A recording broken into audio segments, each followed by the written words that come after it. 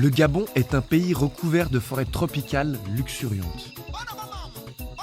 Des scientifiques continuent à parcourir le Gabon, car des découvertes extraordinaires sont encore à faire.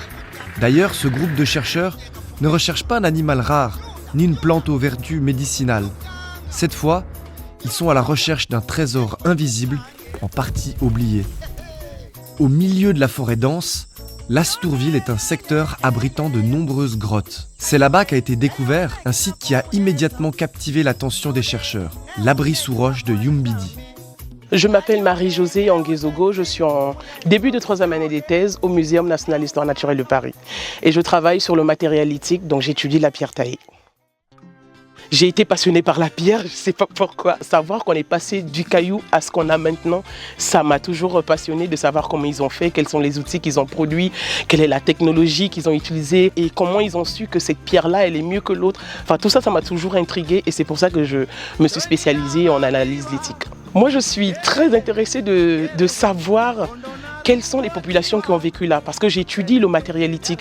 On a la preuve que les hommes ont vécu là, hein. Il y a des pierres taillées qui ne se sont pas taillées toutes seules, il y a du charbon, le feu ne s'est pas fait tout seul, mais on veut savoir quelle est l'identité de ces personnes. Nous sommes dans des carrés de fouilles, donc on a fait le carroyage et chaque fouilleur se place dans son carré avec des instruments tels que la truelle, le pinceau, la pelle et sa barquette pour les objets qu'il peut déjà apercevoir. Lorsqu'on a tout gratté, parce qu'on gratte très finement, on met le sédiment dans le seau. Et le seau et le sédiment, nous les emmenons vers les tamis. Les seaux et les sédiments arrivent ici et on les tamise pour regarder encore plus finement et retirer tous les vestiges que l'on retrouve et les mettre aussi dans des barquettes qui vont aller à l'étiquetage. On a appelé l'étiquetage le secrétariat parce qu'ici on fait dans la rédaction et aussi on travaille finement.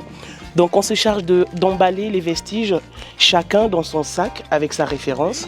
Là on a la fouille de Youmbidi 2024, ça c'est les charbons. Pareil pour l'archéobota, l'archéozo et ce qui m'intéresse moi, le lithique, donc la pierre taillée. Il faut savoir que c'est important de savoir d'où l'on vient, où l'on va et pourquoi on en est là. Et l'archéologie, justement, c'est quelque chose qui nous permet de savoir ce que nos ancêtres ont fait, comment ils se sont adaptés aux différents changements climatiques, qu'est-ce qu'ils ont mangé, comment ils ont vécu dans la forêt, etc. C'est une grâce pour nous d'être sur ce territoire où il n'y a presque rien qui a été fait. Donc on va être les découvreurs, on va être les précurseurs, on va continuer le travail qu'avait déjà commencé Richard Oslisli, que l'IRD a déjà entamé. Et voilà, moi je suis content de faire partie d'une équipe où j'apprends avec les anciens et où je pourrais être aussi moi devant la scène. On a vraiment besoin que tout le monde s'intéresse à l'archéologie parce que c'est le métier de l'avenir. Enfin, le Gabon a tellement de choses à découvrir que vous allez être content de faire partie des équipes d'archéologues. Donc voilà, moi je vous remercie et j'espère que ce que vous verrez pour Youmbidi vous plaira. La découverte de cet abri sous roche et de tous les secrets qu'il renferme a été possible grâce aux populations locales de l'Astourville qui connaissent parfaitement leur territoire, ainsi qu'à Richard Oslisli, un archéologue de l'Agence nationale des parcs nationaux. On s'est rendu compte que cette grotte de Youmbidi signalait la présence de 25 000 ans d'occupation, mais surtout de 1 000 à 12 000 ans. Cette grotte de Youmbidi est fondamentale pour nous parce qu'elle va nous permettre d'avoir une belle histoire sur l'Holocène. L'Holocène, donc, c'est cette partie de temps géologique qui démarre il y a 12 000 ans jusqu'à nos jours. Et on n'avait absolument rien sur le bloc d'Afrique centrale.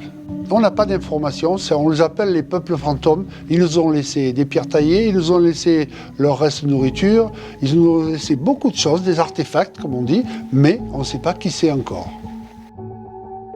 Là, on a des couches en strati sur 12 000 ans. On n'a quasiment pas de site de cette valeur avec autant de stratigraphie en place. Ça, on n'en a pas. Donc, on va pouvoir faire un super travail et extrapoler un peu cette culture de la pierre taillée. Et ça, c'est très important sur le plan international de la sous-région, ne serait-ce que tout le bassin du Congo, qui est très vaste. Chaque coup de brosse, chaque excavation nous rapproche d'une compréhension plus profonde de ces sociétés disparues. On ne farfouille pas le sol. On fouille très précisément et très doucement le sol. C'est comme un livre dont on arracherait les pages. Et donc, comme ces pages sont perdues, il faut le faire très délicatement. Et ce qu'on aimerait trouver entre deux pages, c'est une petite dent d'homme préhistorique ou un petit os d'homme préhistorique pour savoir qui étaient les gens qui occupaient cette zone. Est-ce que ce sont les ancêtres des habitants actuels? Est-ce que ce sont les ancêtres des Pygmées? Ou est-ce que c'est une troisième population dont on aurait perdu la trace? C'est un peu le suspense de la fouille à Yumbidi.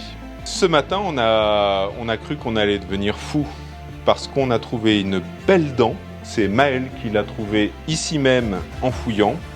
Et elle apparaît dans une couche de 6000 ans. On espère que c'est vraiment une dent humaine. Dans ce cas-là, on va peut-être enfin pouvoir avoir les premiers éléments de réponse sur qui étaient les gens qui vivaient ici au début de l'Holocène. Le Gabon ne cesse de nous surprendre, à la fois par sa biodiversité exceptionnelle, mais aussi par les trésors préhistoriques que cachent ses sous-sols. Imaginez ce que les profondeurs de cette terre continuent à dissimuler.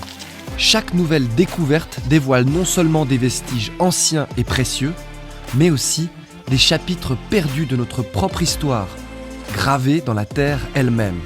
Cette terre gabonaise ne se contente pas de porter nos pas, mais elle peut aussi révéler, à ceux qui savent la lire, les secrets enfouis de l'humanité.